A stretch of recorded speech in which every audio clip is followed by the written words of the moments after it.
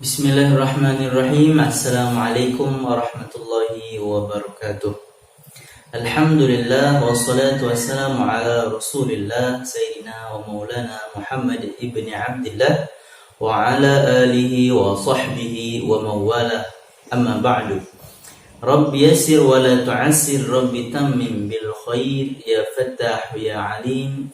Iftah lana futuhal arifin, la hawla wa la quwwata illa billahil aliyil azim. Teman-teman semua, bagaimana kabar kalian? Semoga dalam keadaan sehat walafiat, dijauhkan dari berbagai macam bala, musibah, bencana, dan khususnya dijauhkan dari virus COVID-19 yang sedang melanda dunia saat ini. Amin ya rabbal alamin. Baik teman-teman, pada video kali ini saya menjelaskan tentang mubtada dan khobar. Apa itu mubtada dan khobar? Langsung saja. Di sini sudah ada definisi atau pengertian mubtada dan khobar. Pertama, mubtada itu apa? Al-ismul marfu al-'ari 'anil 'awamil lafziyah. Al-ismul marfu itu maksudnya adalah isim yang marfu, isim yang dirofakkan. Apa isim yang dirofakkan itu? Nah, tentunya ada hal khusus yang perlu diketahui sebelumnya. Di antaranya rofa itu yang dimaksud dengan rofa adalah berbaris dhammah atau ada alif atau waw. Nah, ada 4 tanda rofa sebetulnya, ada dhammah, waw, alif, dan nun. Tetapi kalau nun bukanlah merupakan tanda rofa pada isim, tapi tanda rofa pada fi'il. Ini terdapat pada pembahasan tentang alamatul i'rab, tanda-tanda i'rab. Nah, jadi mubtada itu adalah isim, kata benda yang dia itu dalam keadaan rofa, baik yang dirofakkan dengan dhammah maupun dengan alif ataupun dengan waw.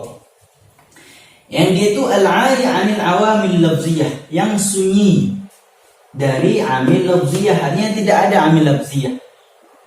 Kenapa? Karena dia dirofak, yang merofakkannya itu bukan awamil lafziyah sebagaimana fa'il atau naibul fa'il itu dirofakkan dengan adanya amil-amil sebelumnya. Misalnya fi'il jalasa Muhammadun. Nah, kata Muhammadun itu isim yang marfu juga, tetapi yang merofakkan amil lafziyah. Tetapi mubtada tidak dirofakkan dengan amil lafziyah. Kenapa? Karena dia dirofakkan dengan awamil ma'nawiyah. Apa itu? Karena ibtidah. Apa itu? Tidak permulaan. Maka dari itu ada yang mendefinisikan mubtada itu dengan isim marfu yang terletak di awal kata. Begitu ya. Misalnya isim mubtada itu, misalnya Zaidun qa'imun. Nah, Zaidun qa'imun ini adalah isim marfu, ya, yang dia tuh dirofakkan dengan dhammah, nih dhammahnya. Nah, yang merofakkannya apa? Bukan amil lafziyah, ya. Al-'ari 'anil amil lafziyah, enggak ada amil lafziyahnya. Terus yang merofakkannya apa? Lil ibtida, karena dia terletak di awal kalimat. Nah, jadi biasanya ketika kita memulai membaca kalimat dan ternyata kalimat itu adalah kalimat isim pertamanya, maka mulailah dengan rofa, baik itu rofa dengan dhammah atau rofa dengan waw atau dengan alif. Misalnya tiba-tiba orang mengatakan al-masjidu, nggak ada yang mengatakan al-masjidah langsung, atau al-fasla, pasti al-faslu, al-masjidu, al-maktabu, ya, karena memulai pembicaraan. Baik.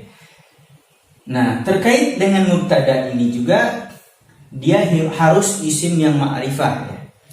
Apa isim ma'rifah itu? Barangkali tentang isim ma'rifah sudah saya bahas pada video sebelumnya, silahkan dilihat kembali. Apa itu isim ma'rifah? Ada 7. Ada yang dimakrifahkan dengan alam, dengan al, ma'rifah dhamir, ma'rifah mausul, isim isyarah, munada, dan mudhaf. Nah, jadi mubtada itu harus isim ma'rifah. Nah, pada contoh di sini dia isim ma'rifah dengan apa? Dengan alam. Alam itu apa? Nama orang. Jadi Zaidun adalah nama orang dan dia sesuai dengan syarat menjadi mubtada. Jadi Zaidun itu mubtada. Dia marfu, dirofakkan dengan dhammah. Begitu. Kemudian mubtada itu juga terbagi kepada 2. Ya. Yang pertama, mubtada itu dhamir, ada mubtada zahir. Ya. Mubtada dhamir dan mubtada zahir. Mubtada dhamir itu gimana? Ya, mubtada yang menggunakan isim dhamir. Ya. Apa isim dhamir itu? Huwa, huma, hum, hiya, huma, hunna, anta, antuma, antum, anti, antuma, antunna, ana, nahnu. Nah, misalnya gimana? Misalnya kata ana qaimun. Ya. Ana qaimun. Nah, ana ini kan isim dhamir. Saya atau anta qaimun atau hiya huwa qaimun. Ya.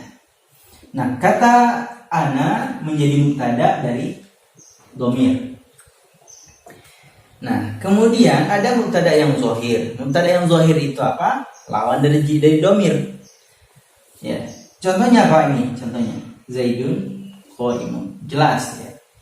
Enggak menggunakan kata ganti, enggak menggunakan dhamir. Zaid sebagai mubtadanya.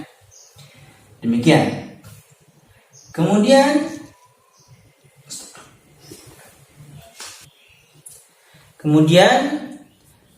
adapun yang kedua yaitu khobar. Nah, mubtada itu pasti bergandengan dengan khobar.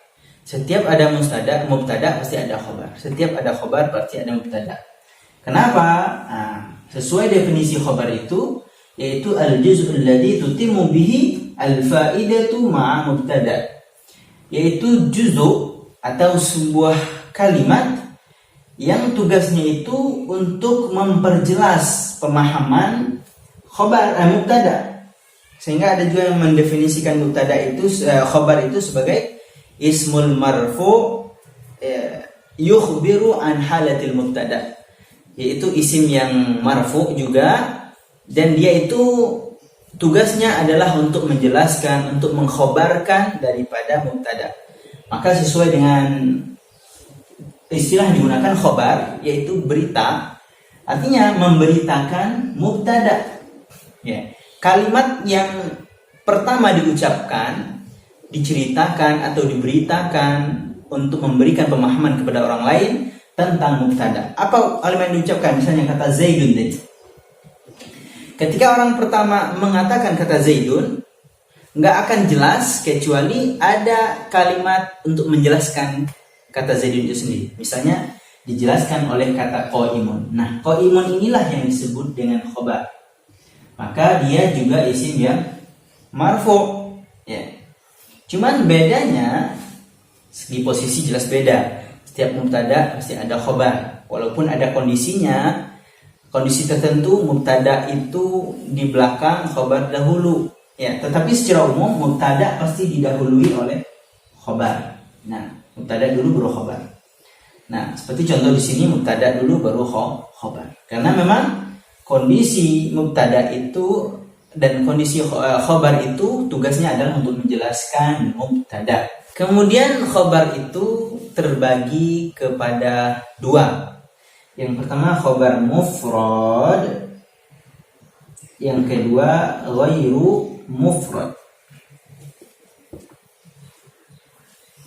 Nah, khobar mufrad itu artinya khobarnya tunggal ya, satu kata atau satu kalimat. Contohnya nih, yang ini qaimun. Walaupun walaupun bentuknya bukan mubtada yang mufrad kalimatnya ya satu, tapi memang meskipun kalimatnya muannas, misalnya qaimani, zaidani qaimani juga disebut khabar mufrad ya. Zaiduna qaimuna juga disebut khabar mufrad karena khabarnya itu satu kata. Jadi yang dimaksud di sini itu satu kata atau satu kalimat khabarnya. Nah, adapun khabar yang ghair mufrad itu terbagi kepada 3. Pertama, khabar ismiyah. Baik, contoh khabar yang ghair mufrad yang dari jumlah ismiyah, misalnya masjidun bilatuhu wasi'un. Nah, masjidun bilatuhu wasi'un. Masjid itu lantainya luas, misalnya, atau ghurfatuhu wasi'un, misalnya. Atau sebutlah misalnya masjidun bilatuhu wasi'un. Nah, masjidun ini kan khobar ya, mubtada. Nah, khobarnya mana? Bilatuhu wasi'un. Nah, kata bilatuhu wasi'un ini jumlah ismiyah. Jumlah ismiyah itu apa? Jumlah mubtada dan khobar juga. Jadi ini mubtada lagi, ini khobar. Jadi khobar dari masjidun itu adalah jumlah daripada mubtada dan khobar. Artinya di dalam khobar itu ada mubtada khobar lagi. Misalnya ini khobar, ini mubtada. Nah, di dalam khobar yang ini ada mubtada dan ada khobar, begitu. Jadi ini disebut dengan khobar yang dengan menggunakan jumlah ismiyah. Ada juga khobar yang menggunakan yang kedua, maaf saya hapus, yang menggunakan fi'liyah ya. Yaitu misalnya Umar ja'a abuhu ya. Umar ja'a abuhu. Nah, Umar ini kan mubtada, isim marfu dia, kemudian dia ma'rifah ya, lengkap dengan syarat-syarat untuk menjadi mubtada. Nah, khobarnya mana? Pasti ada khobar di sini. Mana khobarnya? Khobarnya adalah ja'a abuhu. Kok fi'il? Nah, maka itulah yang disebut dengan khobar jumlah fi'liyah karena tersusun dari fi'il dan fa'il. Ya. Ada ja'a sebagai fi'il, ada abuhu sebagai fa'ilnya. Fa'ilnya ja'a. Maka susunan dari fi'il dan fa'il ini yang menjadi khobar dari Umar sebagai mubtada. Jadi ini untuk mulai bicara, ini menceritakannya. Ya, orang bicara Umar, bingung kalau nggak dijelaskan, kalau nggak dikhobarkan. Maka khobarnya apa? Ja'a abu, Umar bapaknya datang. Oh, Umar bapaknya datang. Nah, begitu. Dan yang ketiga, misal daripada khobar ghairul mufrad adalah syibih jumlah. Syibih jumlah itu maksudnya serupa jumlah. Misalnya Muhammadun fiddari. Ya, Muhammadun fiddari. Muhammad itu mubtada, fiddari menjadi khobar. Khobarnya berbentuk jumlah atau syibih jumlah. Apa syibih jumlah itu? Susunan dari jar dan majrur atau zorob dan mazruf. Zorob itu apa? Misalnya indaka, Muhammadun indaka, Muhammad di sisimu, Muhammad di dalam rumah, Muhammad di perjalanan, Muhammad fil masjidi, Muhammad di dalam masjid, dan lain sebagainya. Itu adalah khobar ghairu mufrad yang tadi ada 3, ada ismiyah, ada fi'liyah, dan ada juga syibih jumlah.